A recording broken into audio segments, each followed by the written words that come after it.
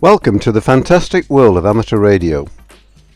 If you're like me, you like a spare time pursuit that's both challenging and rewarding. Look no further, you've found it.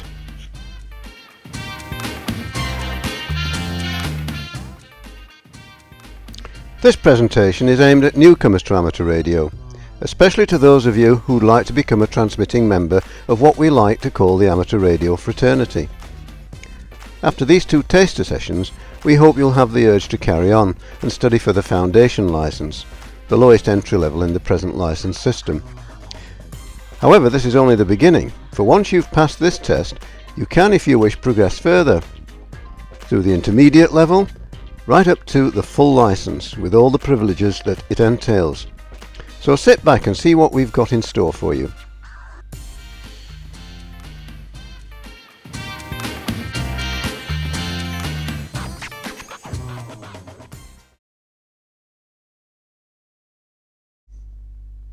The first 2-hour session is listed here. A second one will take place in the following week. After this video, you'll get immediate hands-on experience of amateur radio.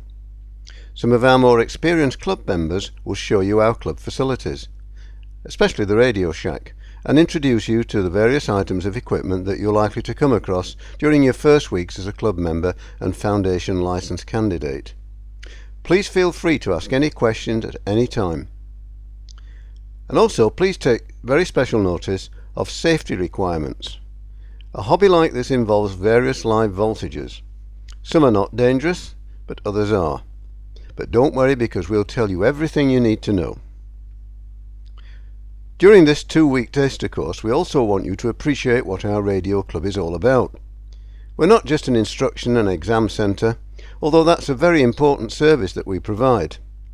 We do many other amateur radio activities in addition, and you'd greatly benefit, especially in your first year or so of being a radio amateur, by coming to club meetings on a regular basis.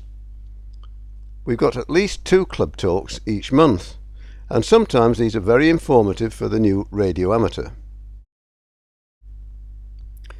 During the second session, you'll be entirely hands-on with our club radio station. You'll learn how to tune into amateurs all around the world, not just on voice or speech, but those using other methods of communication, such as the Morse code, slow scan television, and keyboard modes. You'll also learn about amateur radio call signs. Our club call sign, by the way, is G3RCM, and we also have a couple of others. We'll show you how to have a conversation. We call a conversation a QSO. Don't be shy when you're given the chance to send a greetings message to another radio amateur. We would point out, though, that you can't legally transmit without a license. You are allowed to send a greetings message via our club radio station, provided one of our licensed operators is present and is operating the equipment for you.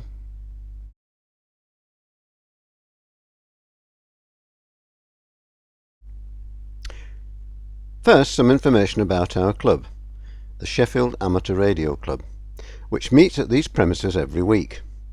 At present, we meet on Monday evenings from 7 to 10:30 p.m. We're a friendly group of people who have a common interest, amateur radio, or as the Americans call it, ham radio. Amateur radio covers a vast range of activities, and you'll find our members may be interested in one or several of them. It will take you a few weeks to become known to people, so don't get downhearted if you've only met 1 or 2 of us on your first night. If you bite the bullet and introduce yourself to the other members, you'll find that they won't bite you.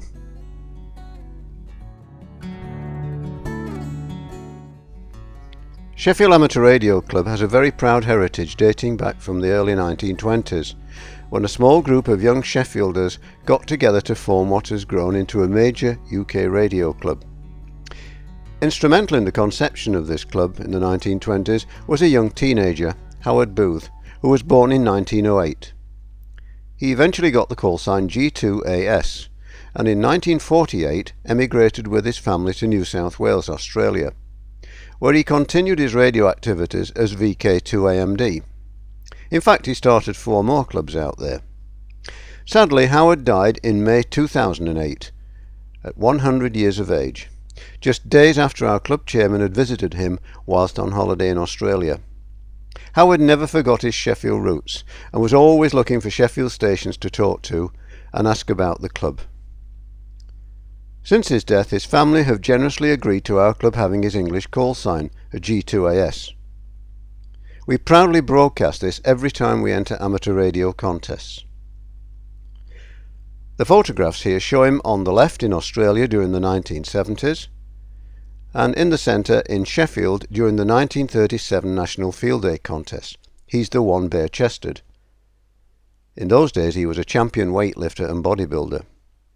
The right-hand photo pictures him as a very fit 95-year-old in 2003, at a time when he would walk 5 miles to the radio club and 5 miles back.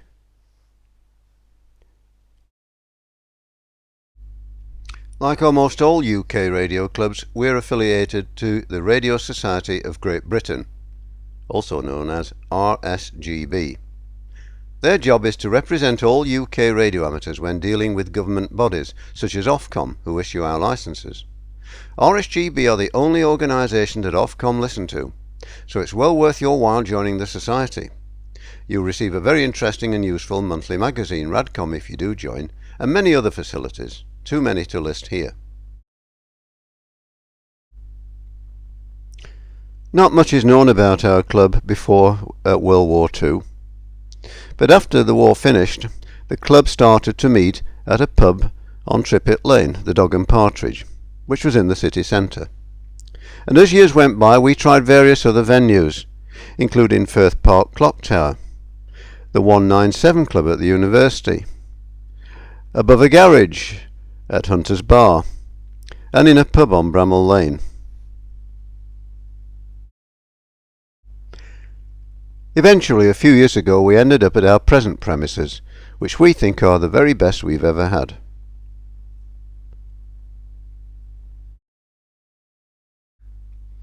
In the 1950s and 60s, Sheffield Amateur Radio Club was a highly technically minded club, as most of the equipment we needed to transmit in those days had to be either home constructed or modified versions of wartime surplus gear.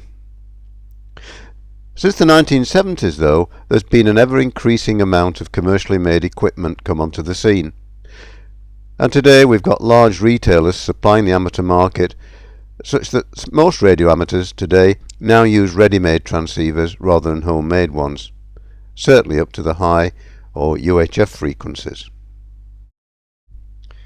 That said, there's still a lot of us who enjoy rolling our own gear. There's ample scope, even for new radio amateurs, to make some of their own station equipment, although foundation licensees must use commercially made equipment, particularly the transceiver. Approved kit sets are also permitted.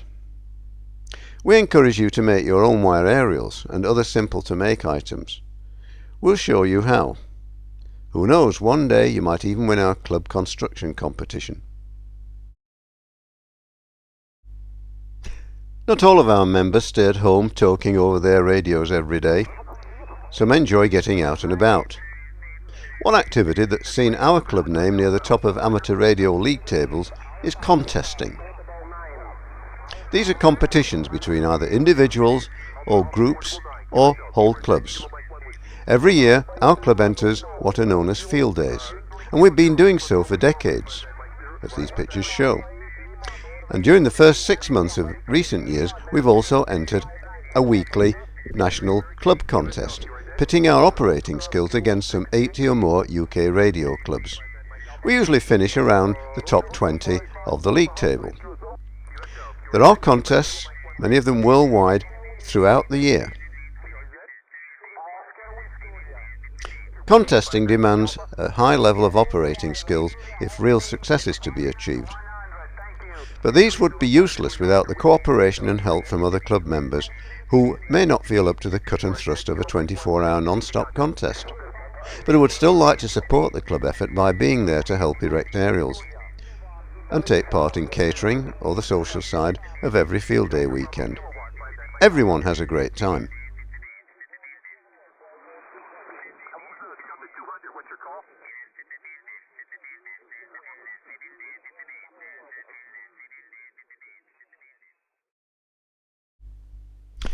Sometimes in contests we do well, and we've received nice contest awards, like these two the club won in 2009.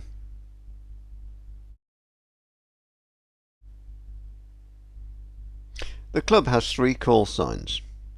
G2AS is mainly used in contests, and G3RCM is our main club call sign, often used at the club radio shack, but that's also used in some contests. We have another special call, M3M, which is a special contest call, and it's only available for a limited number of international contests. A word here about call signs. These are allocated in a unique way to each licensed radio amateur. Each call sign consists of a prefix and a suffix. The prefix is usually a letter followed by a number. Sometimes it's a number followed by a letter and a number, and then the suffix. The prefix tells you which country the call sign is coming from. For example, G followed by a number and M with a number stand for England, GM for Scotland, a VK for Australia, W or K for the USA, and so on. The suffix, i.e. the letters after the prefix, is allocated to one person only, the licensee. So there is only one G3TRF or M1ERS. But there could be a ZL3TRF in New Zealand or a W1ERS in the USA. You'll also hear us talking to each other and referring to each other by our call signs rather than our surname. For example, Steve, M1ERS, that's Steve Webster. Nick, 4FAL, that's Nick Totterdell, G4FAL. Both are members of our club. When we're not contesting or at club meetings, we might be putting on an exhibition somewhere at a local event, or taking our hobby into a local school. Over recent years we've put on special event stations in schools for National Science Week. We've also operated from the Woodseats Festival and other local events such as the museum and the Millennium Gallery and the Girl Guides. This is a way of getting our club and amateur radio known by the local people. Sometimes we even get new members as a result. Our club is one of those lucky ones that has its own radio shack. We have equipment to transmit all over the world. It's there for members to use, not to gather dust. And once you're a member of this club and you've got a license, you can use this equipment. Even before your license, you can go up there and listen. You can even operate from there if you haven't got equipment of your own, usually when you've just got your license for the first time.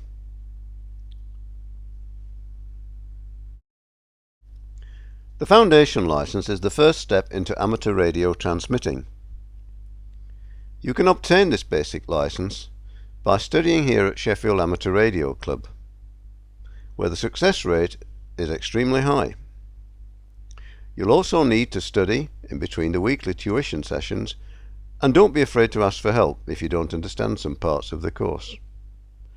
Once you get your foundation license and call sign, we suggest you do some operating for a few months at the permitted power level of 10 watts. And get more familiar with the hobby before you tackle the more difficult intermediate exam. If successful in this, you'll change your call sign and receive extra operating privileges. 50 watts power limit, for example. Of course, the aim of all should be the full license, for which you'll get yet another call sign to use and a power limit of 400 watts. The world will truly then be at your fingertips.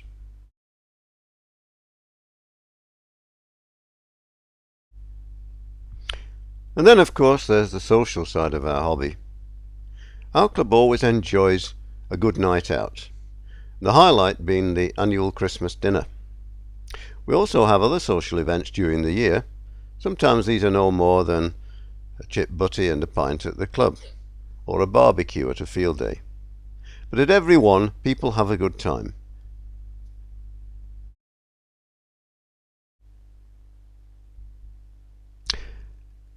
Before we move on, it's time to have a look at what radio actually is.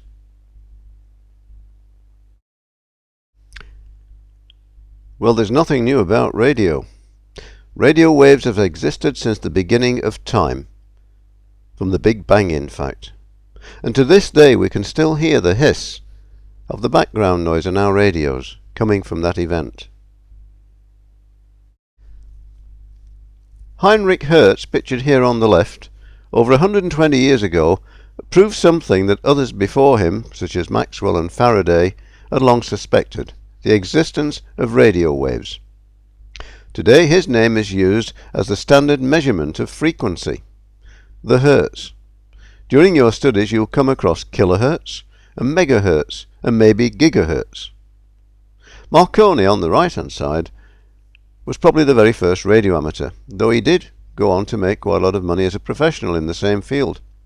He was the first person to make a wireless transmission across the Atlantic from Newfoundland to Cornwall, and he paved the way for worldwide communications by wireless apparatus, because prior to that long-distance communication was either by overland telegraph wires or undersea cables.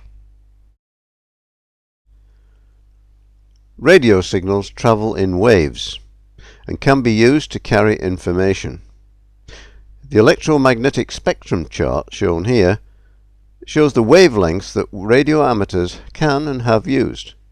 Within this spectrum we have defined allocations. We can measure the waves in frequency or wavelength. You'll learn more about this in your radio course. So, just how do radio signals get from one place to another? Well, it all depends on the wavelength or frequency used. Local contacts are usually made by ground wave signals. See the red arrow in the diagram. But longer distances, especially those around the world, need some help from the ionosphere, the reflecting layers high above the Earth's surface. Shortwave signals from 160 meters to 6 meters can use these layers, but not at all times of the year and not every day, as we'll see later.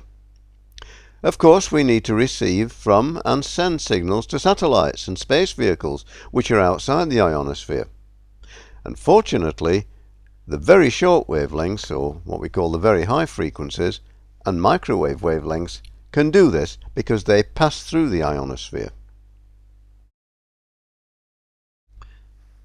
The ionosphere is a product of the sun's radiation, which ionizes the upper reaches of our atmosphere and creates the reflecting layers we call the ionosphere. The sun's effect is greatest during years of maximum sunspot numbers. This comes around approximately every 11 years, and we're due for a peak around 2015. So you're entering amateur radio at a very exciting time, as the chances of very long distance contacts day after day will increase every year from now until that peak, and for a few years beyond it. So even with the low power limitations of the foundation license, it should be quite easy to contact places like Australia and New Zealand, even with simple wire aerials. So there we are. We know what radio is, but who actually uses radio? Let's think for a minute about people who use radio in their lives. These days almost everyone in the UK has his or her own personal radio transmitter in their pocket. That's right, it's a mobile phone. Along with all these other radio users shown here, radio amateurs are just one part of the world and extraterrestrial world of radio. However, when some of these commercial communications break down, the radio amateur can often step in and help. For example, during the Asian tsunami disaster and the Haitian earthquake, radio amateurs were quickly providing emergency communications when the other services had broken down. In the UK, in common with many other developed countries, there are specialised amateur radio groups doing this, such as RAYNET, Radio Amateurs Emergency Network. Okay, so you'd like to know a little bit more about we radio amateurs. Well, we're not just a few nerds playing at electronics.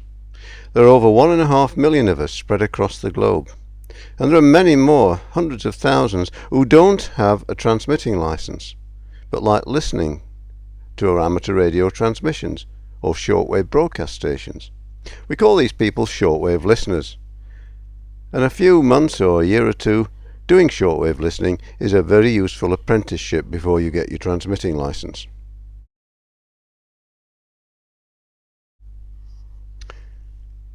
Radio amateurs have much to choose from. Of course, it's going to cost money, but a lot can be done on a shoestring budget, as we'll eventually see. You'll never get tired of amateur radio. It's a lifetime interest. But don't let it become a way of life. After all, it is a spare time pursuit. However, if you take this up at a young age, there's every chance it could lead to a job in the electronics or communications industries if you study hard. The most common form of amateur radio communication is to use a microphone to broadcast speech. This Australian amateur, John Stacey, callsign VK2JT, talks to the Sheffield area several times a week because he's got a couple of friends here. At 87 years of age, this hobby is a wonderful pastime for him in his retirement. Surprisingly for some people, there are still amateurs who use the Morse code. We call it CW. It's the original form of radio transmission, and it was used even before radio by the Overland Telegraph, long before the days of Marconi and the other early pioneers of radio. Most operators pride themselves on their skill in sending the code at various speeds and accuracy. Some contests are entirely Morse ones, and there are radio amateurs who can make over 200 contest contacts hour after hour over a contest weekend, ending up with many thousands of contacts in their log. The foundation license training involves a Morse appreciation test. But don't worry, it's not high speed. In fact, it's quite simple and done at a very slow speed.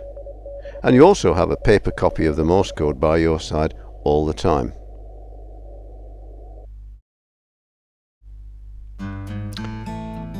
Amateur radio is a worldwide fraternity.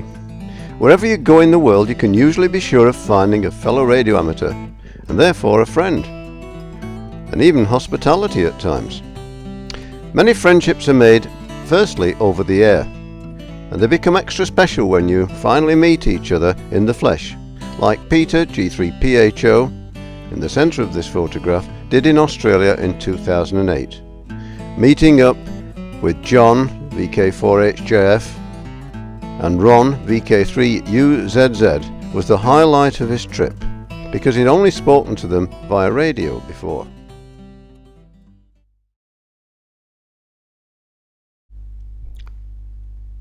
There are parts of the world where there's no resident radio amateur.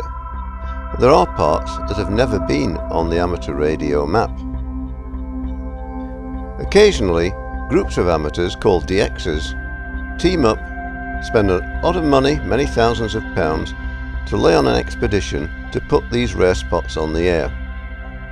When they come on, the amateur radio bands are absolutely buzzing with activity. This one was activated some years ago by a team led by a group of American operators to Peter Island, which is very near to the Antarctic continent. In 11 days they made over 80,000 separate contacts on various frequencies, giving thousands of amateurs around the world a new country. It's traditional to exchange confirmation cards between the two stations involved in every contact. These cards, which we now call QSL cards, are highly prized from rare countries. You can get various awards depending on how many countries you've contacted, the most famous award being the DXCC, which means you've contacted at least 100 countries and you've got the cards to prove it. If you're an active outdoors type, You can carry a small transceiver or a handheld set and keep in touch with your pals locally and even around the world. Tony, G3RKL, seen here, is our club's resident expert at what we call pedestrian mobile operation. He's walked the length and breadth of the two islands of New Zealand, he's done the Land's End to John O'Groats route, and he's walked down the east side of Australia, carrying his equipment on his bike and keeping in touch with radio amateurs.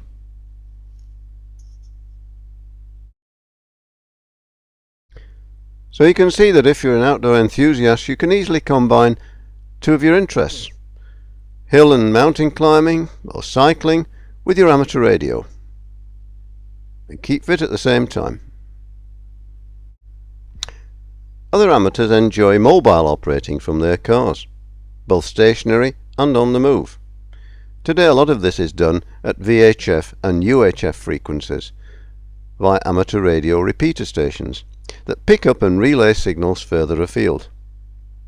Recently a system called TASTER has been introduced into mobile operating, and this passes signals into the internet, so it's possible to talk to other amateurs anywhere in the world. Or how about trying TV? Amateur TV enthusiasts transmit full colour pictures and sound, just like you receive on your domestic set. Some even do digital TV. However, there's a version called slow scan television, which can be done without a TV camera and complicated equipment. All you need is your amateur transceiver and a computer, because you send still pictures. These can be sent around the world, from Australia, New Zealand, over to the UK, from the UK out to North America and the Mediterranean, Russia. There's no part of the globe that cannot receive slow scan television.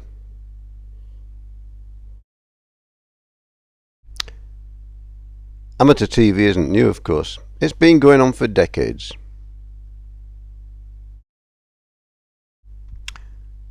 Since the advent of the home PC, amateur radio and computers have become almost inseparable. It's possible to make contacts using a computer linked to a transceiver so that all the communication is done via the keyboard. Modes such as radio teletype, PSK31 and others are examples. One of the latest developments in amateur radio has been TASTER. This brings computers and amateur radio transmitting into a unique scenario. With this system you can speak to radio amateurs worldwide without interference and without a big powerful shortwave station or antenna, because this system relies on short distance links into nearby amateur repeater digital stations while connected to broadband internet. For some people this is not as satisfying as making a direct contact on one of the shortwave bands. But like anything in this hobby, there's room for everyone and everything, and TASTER is certainly very technical. We are fortunate in our club to have a member who set up such a repeater system for all around the region to use.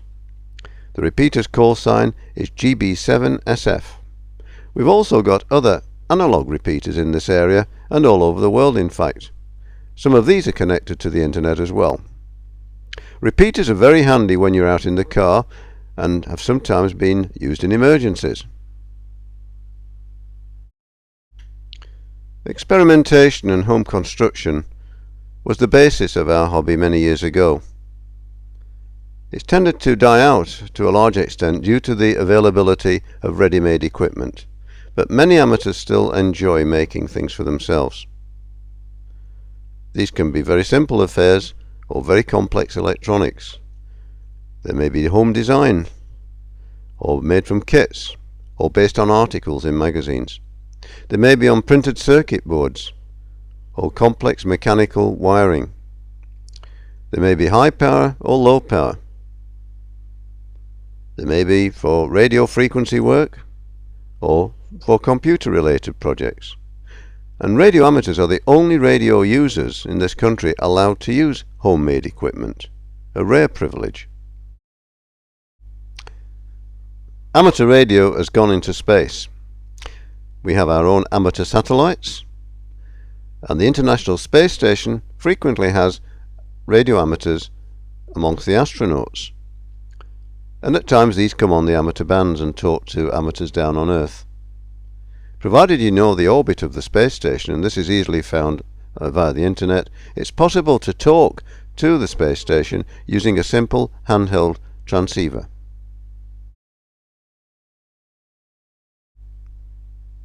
Amateur radio has no class or social boundaries.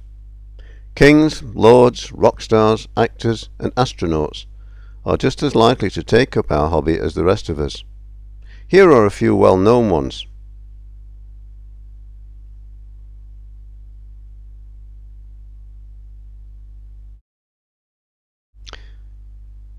Amateur radio has often been compared to CB, Citizens Band Radio.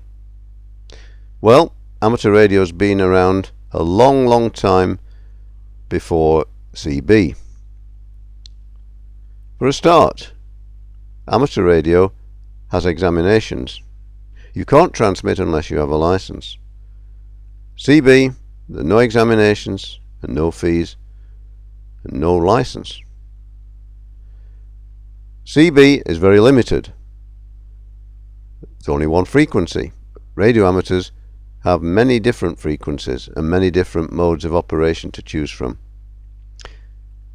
There are many ex-CBers amongst the radio amateur fraternity these days, but there are very few who've given up amateur radio in favour of taking up CB. And now we come to the $64,000 question. How much is it all going to cost?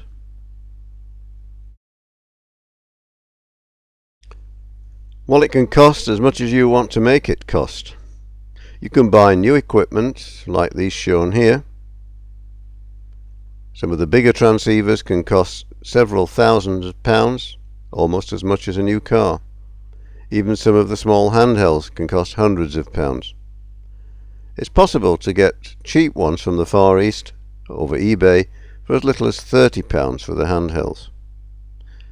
Of course, there's a good second-hand market. In this country you can pick up 10-year-old transceivers for very reasonable prices. As a last resort, of course, you could always try making one for yourself. That way it's possible to get on the air for as little as £20, if you know how.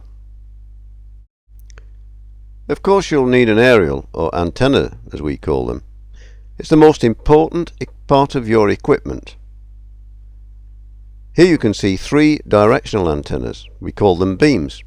They're mounted on a common wall-mounted pole. The larger one has a span of 28 feet, quite a monster.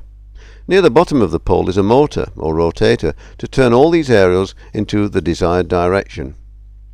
Also attached to the pole, below the beams, are 2 wire aerials. These tend to radiate in most directions at once, and so don't need turning. Your first amateur radio station is likely to be a wire one, like these. So there we have it, amateur radio in a nutshell. Now it's your turn to delve deeper and become a radio amateur yourself. Good luck! You'll soon be there if you're interested enough to make the effort.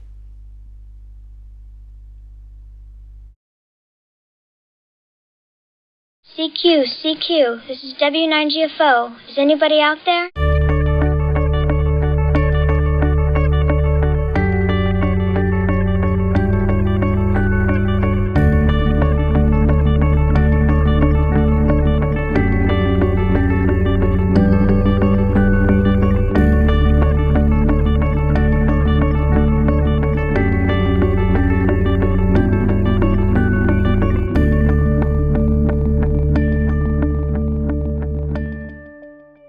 Okay, fine. This is ridiculous. I mean, I feel bad. A bunch of grown men here, all of us, you know, talking to each other in a pile-up about 1,200 miles apart. This makes absolutely no sense at all.